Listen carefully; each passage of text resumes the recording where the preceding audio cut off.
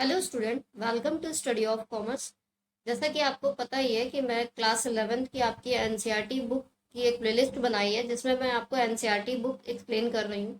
ठीक है, तो इसमें मैं आपको कोई एक्स्ट्रा नॉलेज नहीं देती, सिर्फ जो एनसीईआरटी बुक्स में लिखे होते हैं कंटेंट सिर्फ उनको मैं एक्सप्लेन करने की कोशिश करती हूँ। ठीक है, तो अगर आपको किसी टॉपिक पे एक्स्ट्रा अलग से कुछ समझना है, ठीक है, या फिर आपको मेरी नोट्स के थ्रू समझना है, तो उसके लिए आप कमेंट कर दिया करिए, तो वो मैं टॉपिक वाइज एक्सप्लेन कर दूंगी अपने हिसाब से। ठीक है, तो चलिए आज इस बुक में हमारा जो थर्ड चैप्टर चल रहा था उसमें आज हम समझेंगे कि फ्रीक्वेंसी को कैसे हम जो है फ्रीक्वेंसी को टैली के थ्रू डिस्ट्रीब्यूट करते हैं। ठीक है, यानी कि finding class frequency by tally marking.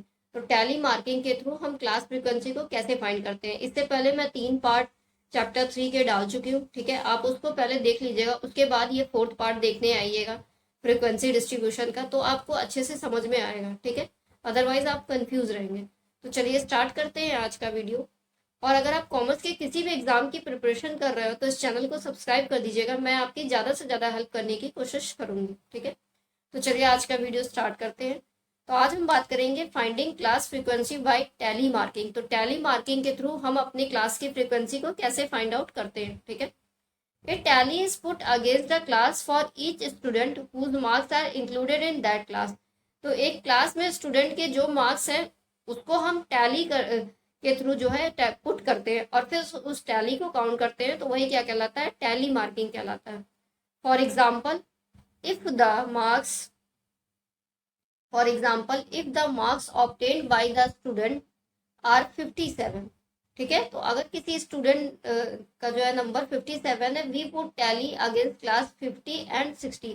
तो हम उसका 50 और 60 वाली जो क्लास है उसमें एक टैली बनाते हैं क्योंकि उसका मार्क्स जो है 50 और 60 के बीच में है। इफ द मार्क्स आर 71, अगर 71 है, a tally is put against the class 70-80।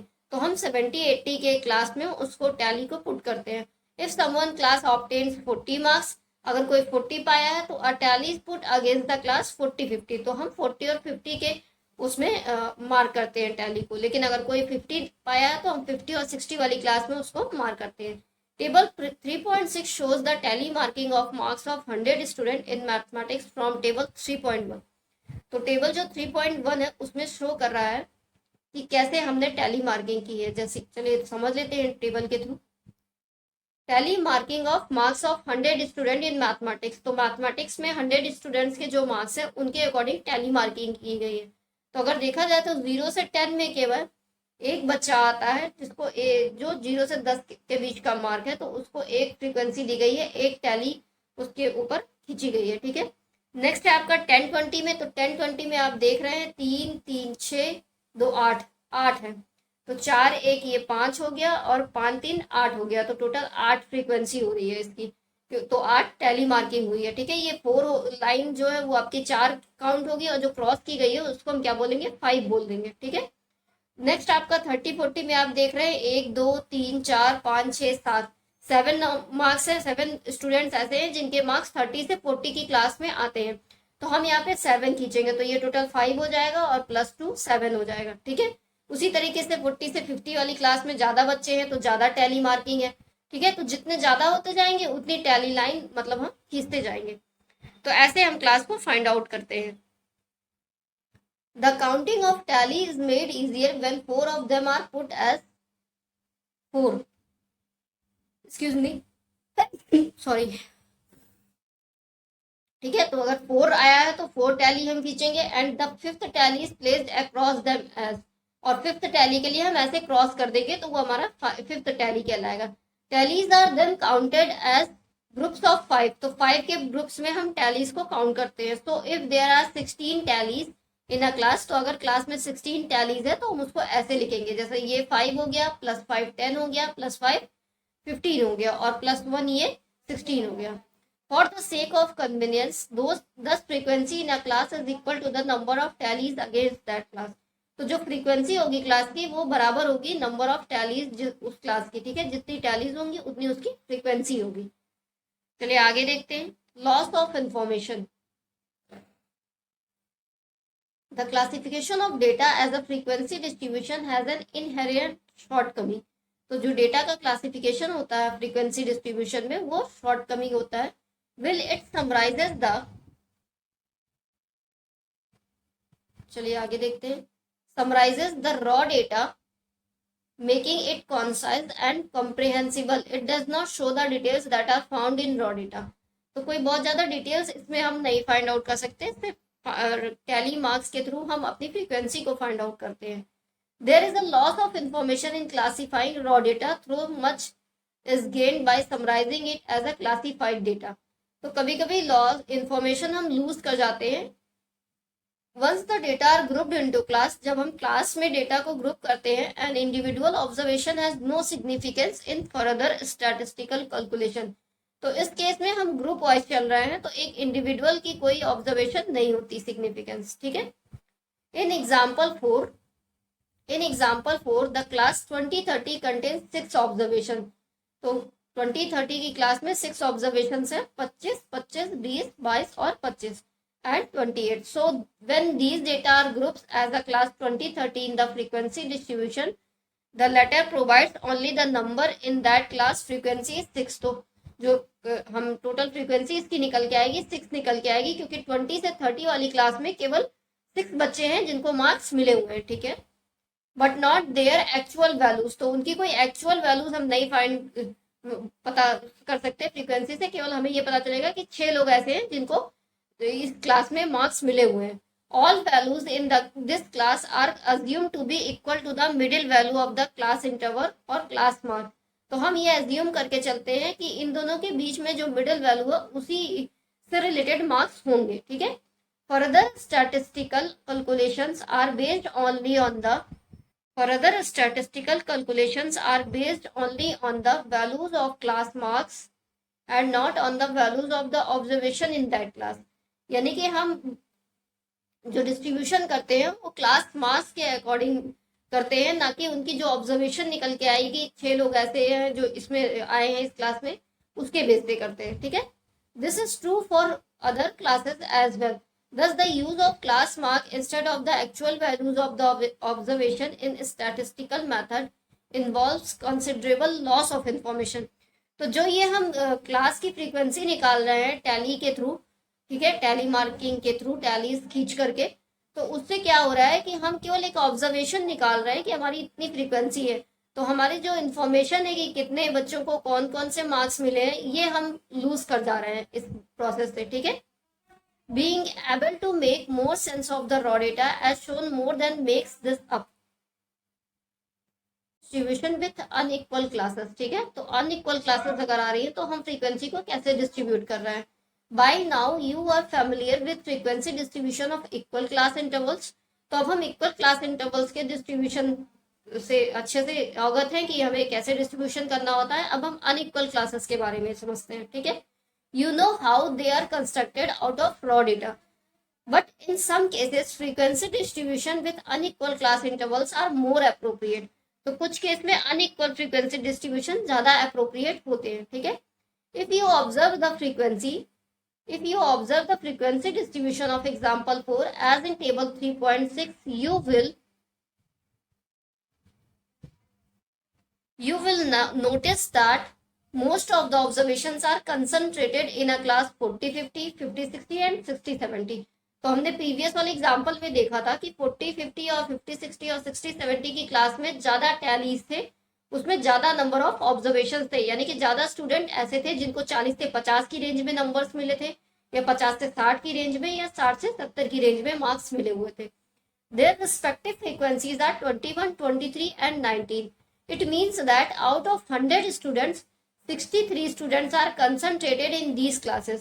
तो आउट ऑफ 100 स्टूडेंट्स में 63 के लगभग ऐसे बच्चे थे जो इन तीनों फ्रीक्वेंसीज, इन तीनों क्लासेस के अंदर आते थे. ठीक है.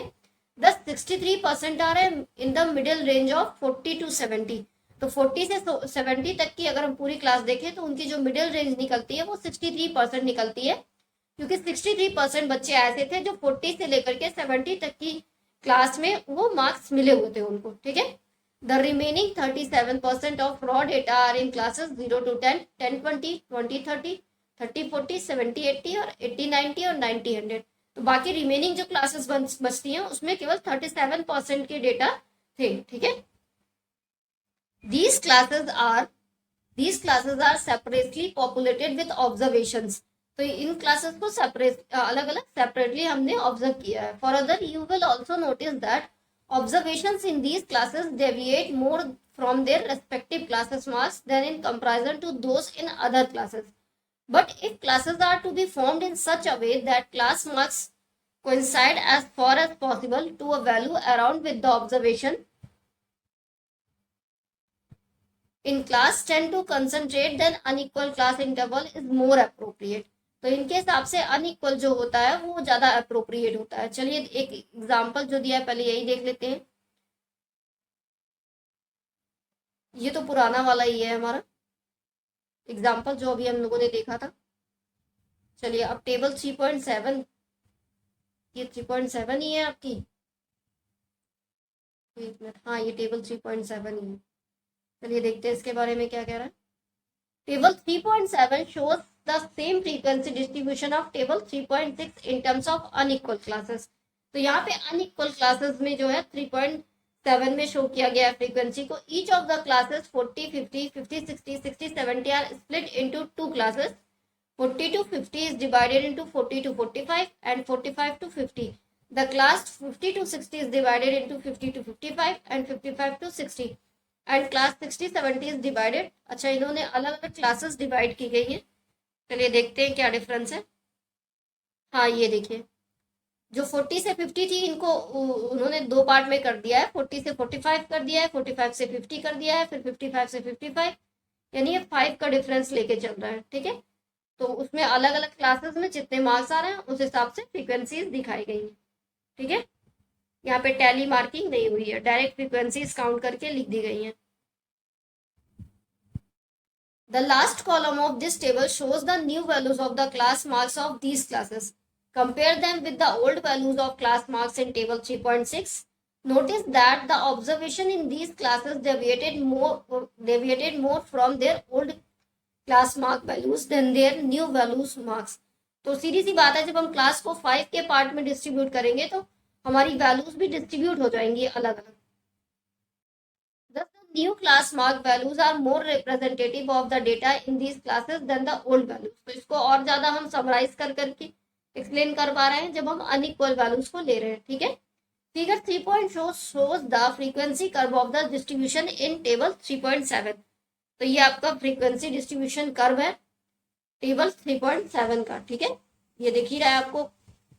तो जैसा हम लोग देख रहे हैं कि 0 से शुरू कर रहे हैं और सबसे ज्यादा जो स्टूडेंट है जिनको ज्यादा मार्क्स मिले वो आपके 40 से लेकर के 70 तक के बीच में ऐसे बच्चे ज्यादातर हैं.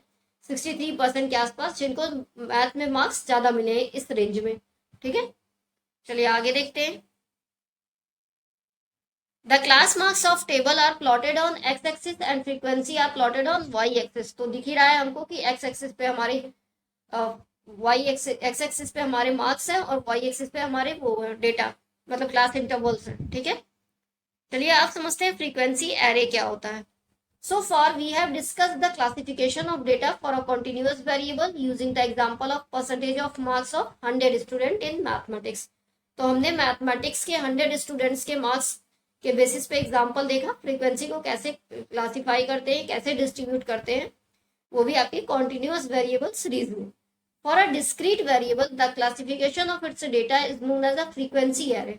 लेकिन जब हम डिस्क्रीट वेरिएबल की बात करें कि अगर हम डिस्क्रीट वेरिएबल में डेटा को जब क्लासिफाई करते हैं तो वो क्या कहलाता है, फ्रीक्वेंसी एरे कहलाता है. ठीक है, since a discrete variable takes values and not intermediate fractional values between two integral parts. तो डिस्क्रीट वेरिएबल्स में क्या होता है, हम वैल्यूज को लेते हैं ना कि उनकी फ्रैक्शनल वैल्यूज को लेते हैं. We have frequencies that corresponding to each of its integral values. For example in table 3.8 illustrate a frequency array.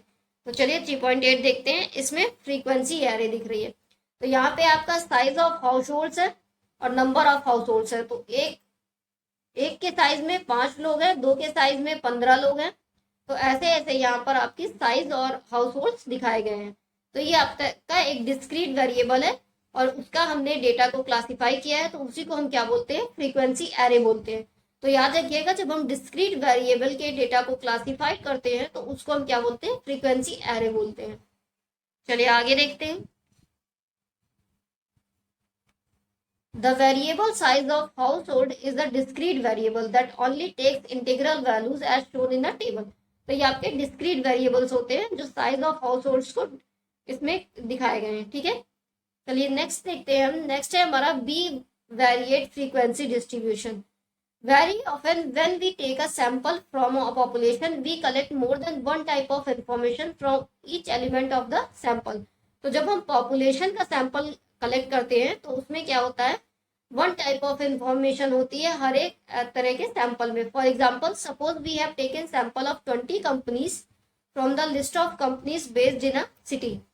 Suppose that we collect information on sales and expenditure on advertisement from each company. In this case, we have variate sample data.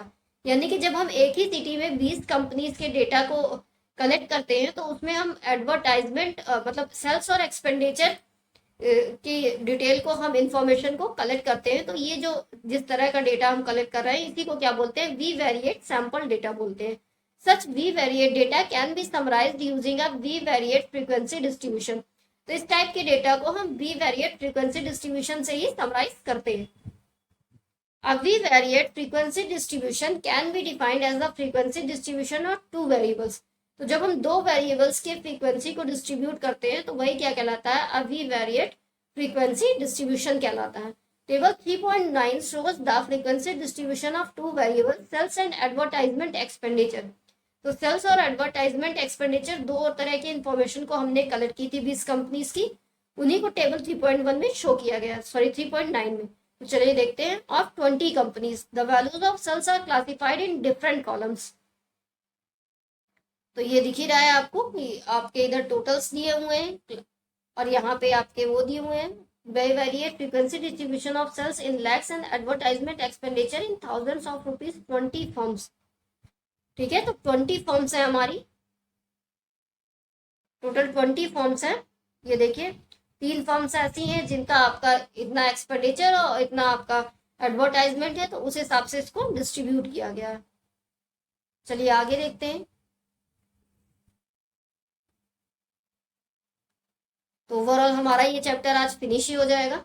And the values of advertisement expenditure are classes in different rows. तो expenditure को different रोज में define किया गया है। Companies आपकी side में ही लिखी हुई थी, आपने देखा, और उधर आपके एडवर्टाइजमेंट है, अरे वो है सॉरी जो दूसरा आपका डेटा है। Each cell shows the frequency of the corresponding row and column values. For example, there are 3 firms whose sales are between rupees 135 and rupees 145 lakh and their advertisement expenditure are between rupees 64. तो 3 ऐसी firms थी जो इस class में आती हैं and rupees 66,000. The use of V-variate distribution will be taken up in a chapter 8 on correlation.